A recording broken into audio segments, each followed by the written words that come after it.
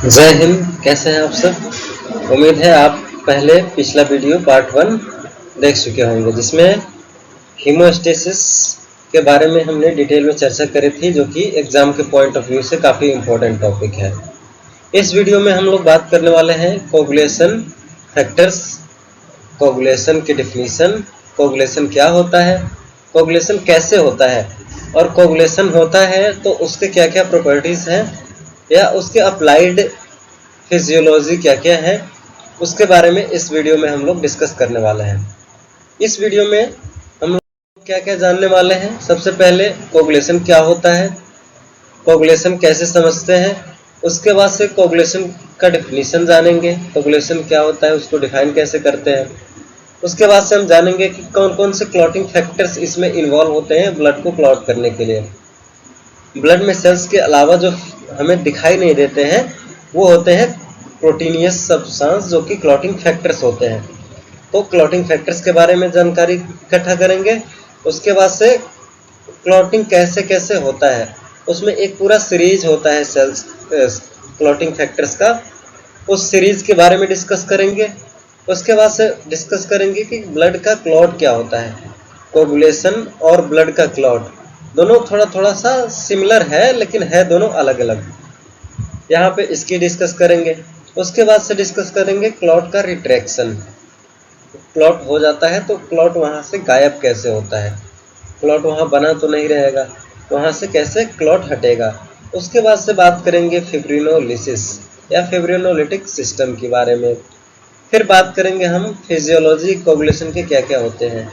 Physiology में हम उसके फिजिकल प्रॉपर्टीज़ के बारे में बात करेंगे, जैसे एंटी क्लॉटिंग मैकेनिज्म क्या होता है हमारे बॉडी का, कैसे हमारे बॉडी के अंदर ब्लड जो है वो सर्कुलेट करता रहता है, लेकिन जैसे ही बॉडी के बाहर आता है वो क्लॉट हो जाता है।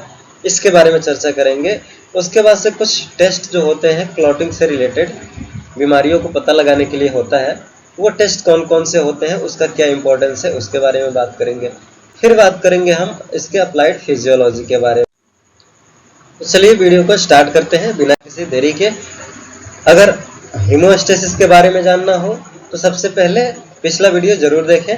सबसे पहले हम लोग जान लेते हैं ब्लड कोगुलेशन क्या होता है। Blood coagulation is the physiological process that prevents excessive bleeding when blood vessels are injured.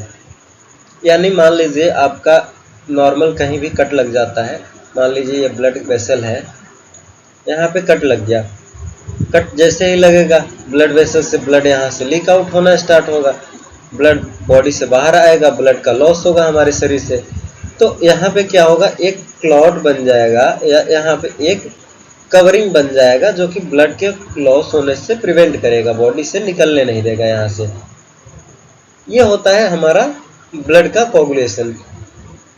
It involves a complex cascade of biochemical events leading to the transformation of liquid blood into a semi-solid, scaling the wound and initiating tissue repair. It is a part of hemostasis. यानी hemostasis हम पिछले video में जो discuss किए हैं उसका एक part होता है हमारा कोगुलेशन या ब्लड का क्लॉटिंग, जिसमें क्या होता है कि ब्लड हमारा पहले लिक्विड फॉर्म में होता है जो कि हमारे ब्लड वेसल्स में सर्कुलेट करता रहता है। लिक्विड फॉर्म से एक सेमी सॉलिड या सॉलिड फॉर्म में कन्वर्ट होने की प्रक्रिया जो होती है उसको हम कहते हैं ब्लड का क्लॉटिंग। यहाँ क्लॉटिंग में क्या होता है, जैसे कि एक एग्जाम्पल के तौर पे समझिए कि कोई एक फीमेल है जो कि आपके डिपार्टमेंट में इमरजेंसी में एंटर करती हैं, जिनका रोड एक्सीडेंट हो गया है। तो यहाँ पे क्या होगा कि उनका एक कट लग गया है डीप, तो यहाँ पे क्या होगा, ब्लड का क्लॉट वहाँ पे होना स्टार्ट हो जाएगा, कट के चारों तरफ सराउंडिंग में क्लॉट हो जाएगा। और हमें क्या क्या वहाँ पे फाइंडिंग्स देखने को मिलेगा कि बीपी जो है वो थोड़ा लोअर हो जाएगा, ब्लड प्रेशर वहाँ पे लो हो जाएगा, पल्स रेट जो होगा वहाँ पे वो बढ़ जाने क्यों है, पल्स रेट जो होगा बढ़ जाएगा। यहाँ पे क्या होगा कि हमें जो साइट है इंजरी की वहाँ से एक्टिव ब्लीडिंग हमें दिखेगा, जो कि हमें कट लगा है या वुंड हुआ है वहाँ से एक्टिव ब्लीडिंग हमें देखने को मिलेगा। तो यहाँ पे कुल मिला के कहने का मतलब ये है, जैसे ही कट लगेगी, इंजरी होगी, ब्लड यहाँ से निकलना स्टार्ट होगा और ब्लड हमें रोकना है, तो यहाँ पे क्या होगा, एक टेम्परेरी क्लॉट या परमानेंट क्लॉट बन जाएगा, जो कि यहाँ इस पूरे कटिंग एरिया को सील्ड कर देगा, ढक लेगा, जिससे ब्लड लॉस मिनिमाइज हो सके। ये होता है हमारा ब्लड का कोगुलेशन। अगर हम इसके डेफिनेशन की बात करें तो कोगुलेशन और clotting is defined as the process in which blood loses its fluidity and becomes a jelly like mass few minutes after it's shed out और collected in a container। यानी कहने का मतलब ये है, ब्लड का लिक्विड फॉर्म से jelly like form में कन्वर्ट होने की प्रक्रिया हमारी कोगुलेशन कहलाती है, और इसका टाइम ड्यूरेशन काफ़ी शॉर्ट होता है, विद इन मिनट्स या विद इन सेकेंड्स कह सकते हैं। इसका इनिशिएशन होता है, क्लॉट होता है। क्लॉट कैसे होता है, उसके पीछे किसका हाथ होता है, तो वो होता है क्लॉटिंग फैक्टर्स का हाथ, जो कि क्लॉट कराता। तो क्लॉटिंग फैक्टर्स क्या क्या होते हैं? क्लॉटिंग फैक्टर्स ये एक सीरीज ऑफ रिएक्शन करवाते हैं, जिसमें क्लॉटिंग फैक्टर्स एक दूसरे के साथ कोऑर्डिनेटेड वे में रिएक्शन कराते हैं और एक तरह का फिब्रिन का थ्रेड बनाते हैं, जो कि क्लॉट को स्टेबल बनाने में हेल्पफुल होता है और कोगुलेशन मैकेनिज्म में काफ़ी हेल्पफुल होता है। तो यहाँ पे क्लॉटिंग फैक्टर्स कुल मिला के हमारे पास 13 क्लॉटिंग फैक्टर्स होते हैं, जिसमें से एक हमारा अब्सेंस होता है और 12 हमारे क्लॉटिंग फैक्टर्स एग्जिस्ट करते हैं। क्लॉटिंग फैक्टर्स काफ़ी इम्पोर्टेंट है, इसलिए इनका नाम याद रखना काफ़ी ज़रूरी है। तो इसके लिए आप एक ट्रिक याद कर सकते हैं। ट्रिक है फीवर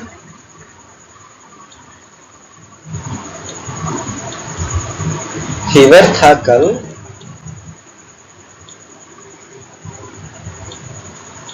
कैप्सूल लाए नहीं सचिन। यहाँ पे आप नोट कर सकते हैं, फीवर था कल, कैप्सूल लाए नहीं सचिन, अब चलो सर पर हाथ फेरो। यहाँ पे फीवर से है फिब्रिनोजन, प्रोथ्रोम्बिन वर्षित है, था मतलब थ्रोम्बोप्लास्टिन या टिश्यू फैक्टर, कल का मतलब है कैल्शियम फैक्टर नंबर 4 कैल्शियम। उसके बाद से है लाए नहीं यानी लेवाइल फैक्टर, और नहीं का मतलब है, यहाँ पे नहीं का मतलब है फैक्टर नंबर 6 यानी फैक्टर नंबर 6 अब्सेंस होता है। उसके बाद से सचिन में सचिन होता है SACHIN, तो यहाँ पे सचिन का मतलब है SA से factor number stable factor 7, A का मतलब है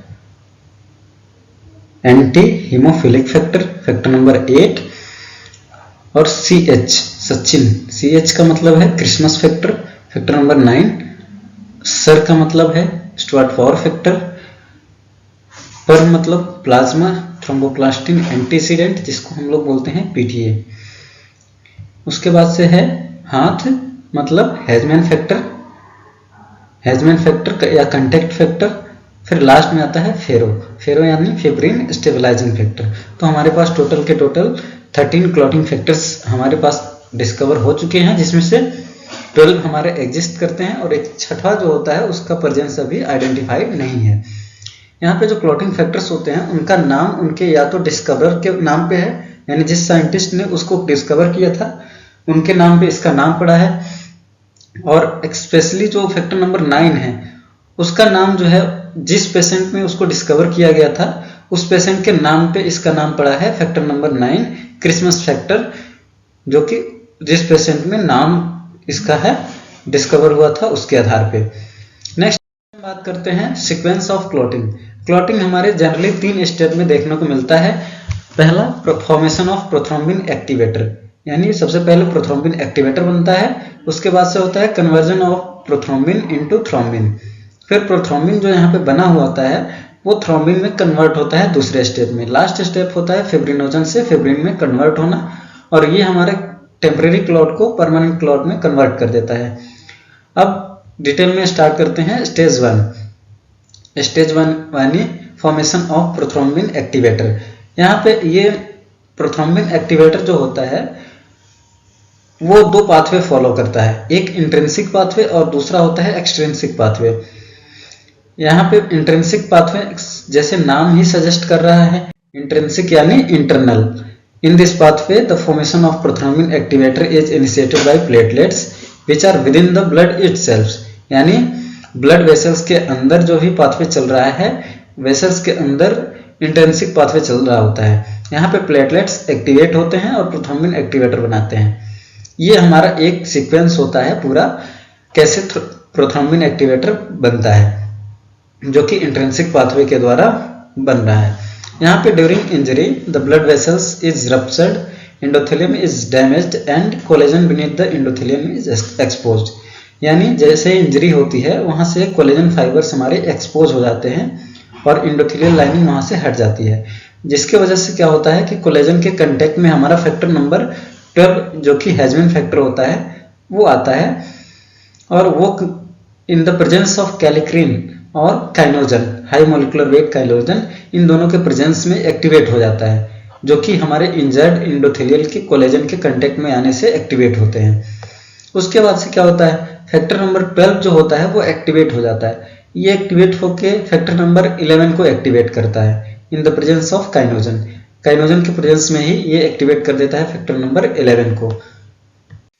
फैक्टर नंबर 11 जैसे ही एक्टिवेट होता है वो क्या करता है, फैक्टर नंबर 4 यानी कैल्शियम आयन के प्रेजेंस में फैक्टर नंबर 9 को एक्टिवेट करता है। ये हमारा कैस्केड चलता रहता है। फैक्टर नंबर 9 एक्टिवेट होके फैक्टर नंबर 10 को एक्टिवेट करता है।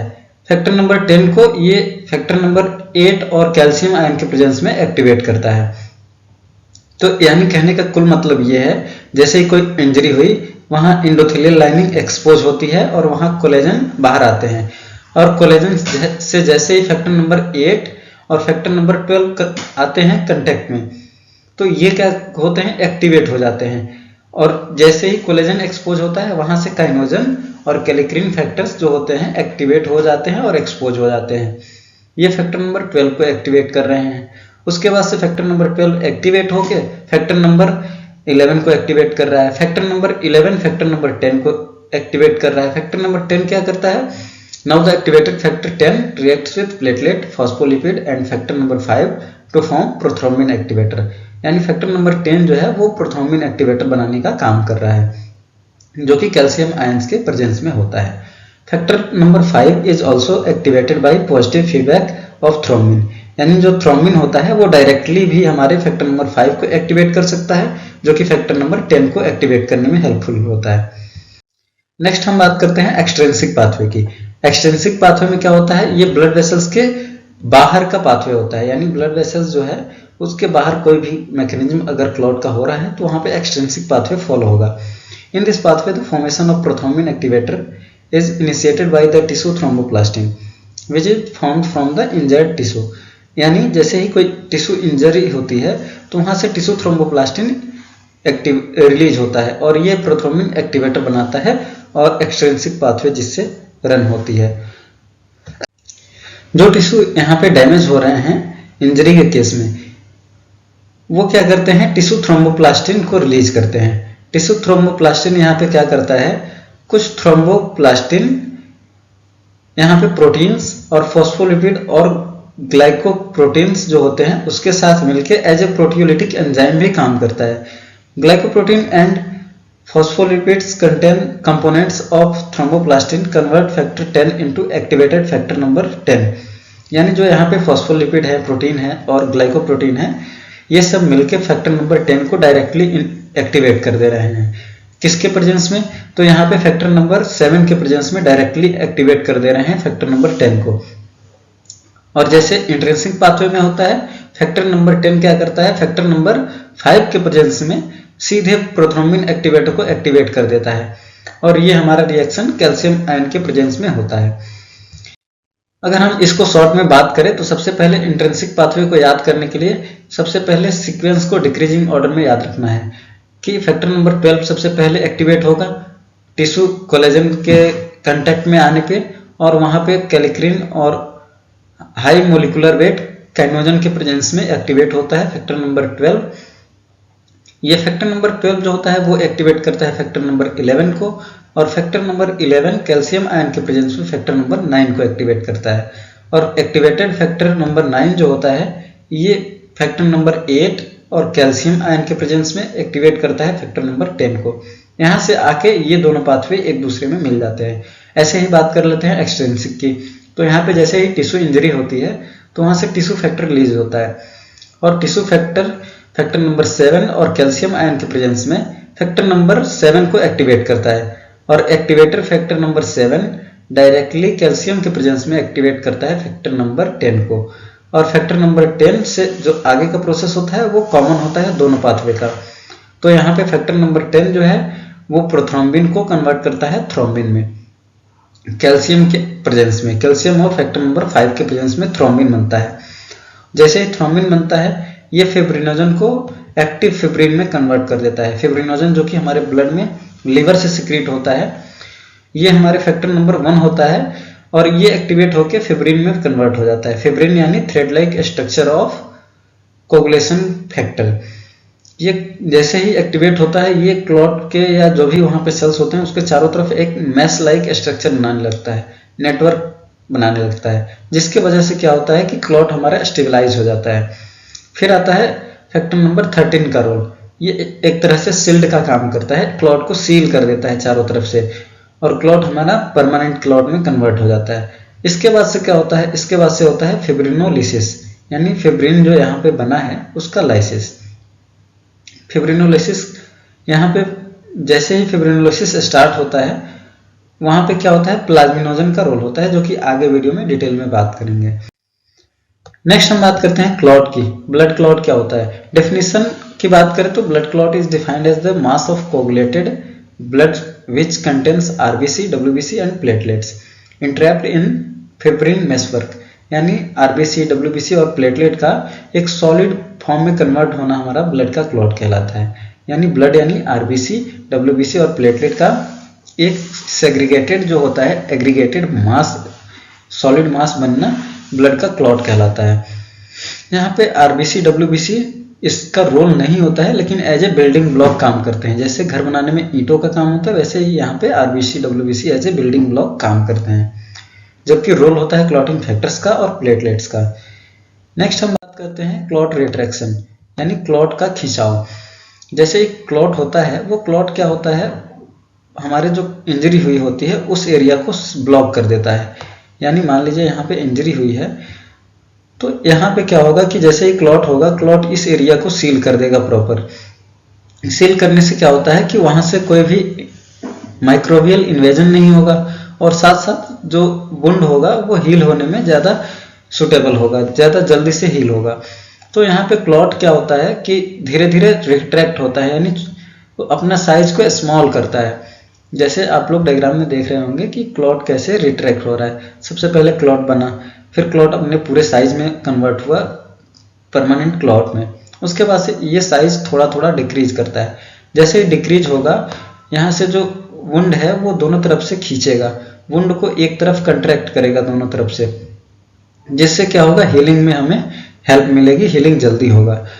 ये जनरली हम लोग 30 to 45 मिनट्स में देख पाते हैं। और इसका एक टेस्ट होता है जिसको क्लॉट रिट्रैक्शन टाइम बोलते हैं। ये टेस्ट हमारा कितने देर में क्लॉट हमारा पूरा डिजॉल्व हो जा रहा है, रिट्रैक्ट हो जा रहा है, इस टाइम को बताता है। यहाँ पे क्या होता है, कुछ कंट्रैक्टाइल प्रोटीन्स होते हैं जैसे एक्टिन, मायोसिन और थ्रोम्बोस्थेनिन। ये हमारे साइटोप्लाज्म में प्लेटलेट्स के प्रेजेंट होते हैं, जो कि रिस्पॉन्सिबल होते हैं क्लॉट के रिट्रैक्शन के लिए। जैसे ही क्लॉट रिट्रैक्शन स्टार्ट होता है, ये क्या होते हैं, कंट्रैक्ट करना स्टार्ट कर देते हैं और हमारा क्लॉट का रिट्रैक्शन होता है। नेक्स्ट बात करते हैं फिब्रिनोलिसिस की। फिब्रिनोलिसिस जैसे नाम में है, फिब्रिन एंड लिसिस। फिब्रिन का मतलब फिब्रिन का थ्रेड, मैश लाइक स्ट्रक्चर, और लिसिस का मतलब है ब्रेक डाउन या टूटना। Lysis of blood clot inside the blood vessels is called fibrinolysis. It helps to remove the clot from lumen of the blood vessel. This process requires a substance called plasmin or fibrinolysin. यानी जो fibrin यहाँ पे बना हुआ है, clot बना हुआ है, उसको वेसल से छोटे छोटे पीसेस में कट करके हटाना ये होता है फिब्रिनोलिसिस, यानी उसको पार्ट पार्ट में करना, छोटे छोटे टुकड़ों में करना फिब्रिनोलिसिस होता है, जो कि हमारे प्लाज्मिन के द्वारा किया जाता है, प्लाज्मिन या फिब्रिनोलिसिन के द्वारा। इसके भी कुछ स्टेप्स होते हैं। पहला स्टेप होता है during intravascular clotting the endothelium of the blood vessel secretes a thrombin binding protein thrombomodulin. जो भी इंजर्ड एंडोथेलियम होती है वो क्या करती है, सिक्रेट करती है एक थ्रोम्बोमोड्यूलिन नाम की प्रोटीन, जो क्या करता है, कंबाइन करता है थ्रोम्बिन के साथ और बनाता है थ्रोम्बोमोड्यूलिन थ्रोम्बिन कॉम्प्लेक्स।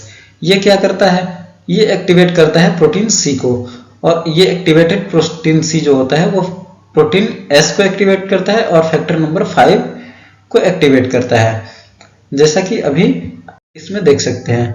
जैसे ही टिश्यू डैमेज हुई, यहाँ से थ्रोम्बोमोड्यूलिन सिक्रीट हुआ, थ्रोम्बोमोड्यूलिन कंबाइन करता है थ्रोम्बिन के साथ और ये बना लेता है थ्रोम्बोमोड्यूलिन थ्रोम्बिन कॉम्प्लेक्स।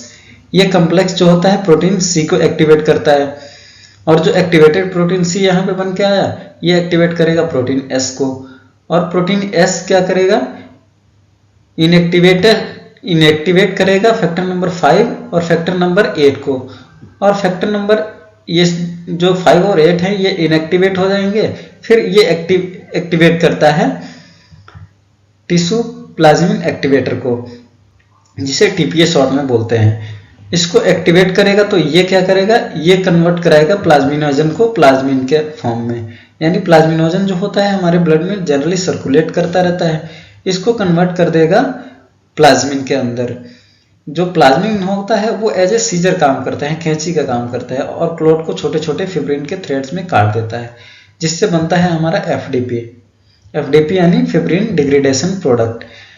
जैसे ही इसका लेवल हमारा बॉडी में काफ़ी ज़्यादा बढ़ जाता है एफडीपी का लेवल, तो वो इंडिकेटिव होता है ट्यूमर का या कैंसर का। अब हम बात करते हैं बॉडी के एंटी क्लॉटिंग मैकेनिज्म के बारे में। चूंकि हम लोग फिजियोलॉजी ऑफ कोगुलेशन पढ़ रहे हैं, तो उसके अंदर हमारे बॉडी में क्या एंटी क्लॉटिंग मैकेनिज्म होता है उसके बारे में थोड़ा सा जान लेते हैं। जस्ट फॉर एग्जाम्पल, जैसे ही हमारे बॉडी में कोई भी इंजरी होती है, कट लगता है, तो ब्लड हमारे बॉडी से ब्लीड करता है और थोड़े ही टाइम में वो क्लॉट कर जाता है। और हमारे बॉडी में ब्लड कभी भी क्लॉट नहीं होता है जनरल केस में, तो ये एक मैकेनिज्म के थ्रू रेगुलेट होता है, यानी कुछ फैक्टर्स होते हैं जो कि हमारे ब्लड के अंदर प्रेजेंट होते हैं और बॉडी के अंदर ब्लड को क्लॉट होने से बचाते हैं। ये फैक्टर्स हमारे फिजिकल हो सकते हैं और केमिकल हो सकते हैं। जो फिजिकल फैक्टर्स होते हैं वो continuous flow of blood, continuous circulation of blood, यानी ब्लड हमेशा एक जगह इकट्ठा होकर नहीं रहता है, वो कंटिन्यूसली सर्कुलेट होता रहता है बॉडी में, जिसके वजह से क्लॉट नहीं होता है। दूसरा, एंडोथेलियल लाइनिंग जो है वो काफ़ी स्मूथ होती है, जिसके वजह से वहाँ कोई भी रुकावट नहीं होता है, ब्लड का इजी सर्कुलेशन होता है। इस वजह से भी हमारा जो होता है कोगुलेशन नहीं होता है ब्लड वेसल्स के अंदर। अब बात करते हैं केमिकल फैक्टर्स की। केमिकल फैक्टर्स में नेचुरल एंटीकोगुलेंट्स आते हैं, जैसे हिपेरिन हो गया, थ्रोम्बोमोड्यूलिन हो गया।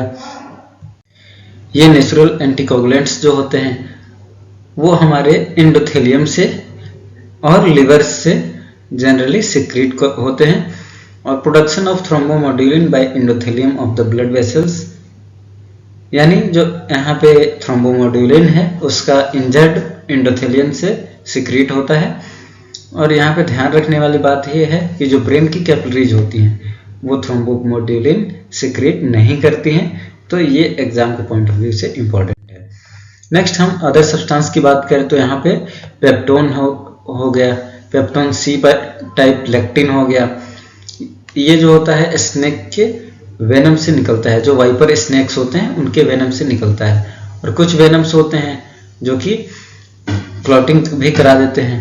तो यहाँ पे कुछ हाइड्रोडिन्स हैं, ये एंटीकोगुलेंट के तौर पे काम करते हैं। कुछ टेस्ट होते हैं जो ब्लड क्लॉटिंग के लिए किए जाते हैं, जैसे ब्लीडिंग टाइम हो गया, यानी कोई इंजरी होती है ब्लड वेसल की तो वहाँ से कितनी देर तक ब्लड ब्लीड करेगा, ये इसका यूज हम लोग सर्जरी के केस में कर सकते हैं।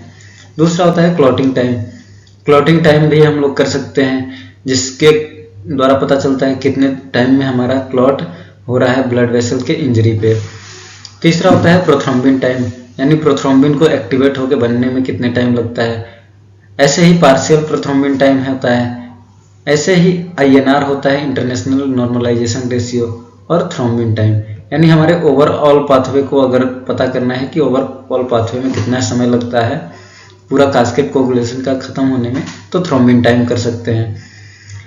इस वीडियो में इतना ही। नेक्स्ट जो अप्लाइड फिजियोलॉजी है, ब्लीडिंग डिसऑर्डर्स जिसको बोलते हैं, उसको हम किसी नेक्स्ट वीडियो में कवर करेंगे। ब्लीडिंग डिसऑर्डर्स को ही हम लोग अप्लाइड फिजियोलॉजी बोलते हैं। कोगुलेशन डिसऑर्डर जिसको हम लोग पढ़ सकते हैं, जिसमें हीमोफीलिया, DIC, ITP, ये सब हम लोग पढ़ेंगे किसी नेक्स्ट वीडियो में। इस वीडियो में इतना ही। तब तक के लिए बाय बाय। ज़्यादा से ज़्यादा लाइक करें, शेयर करें और कमेंट करें, और चैनल को ज़्यादा से ज़्यादा प्रमोट करें, ताकि हम लोग आप लोग के लिए ज़्यादा से ज़्यादा सिलेबस कवर कर पाएँ, ज़्यादा से ज़्यादा वीडियो कर पाएँ। तब तक के लिए थैंक यू।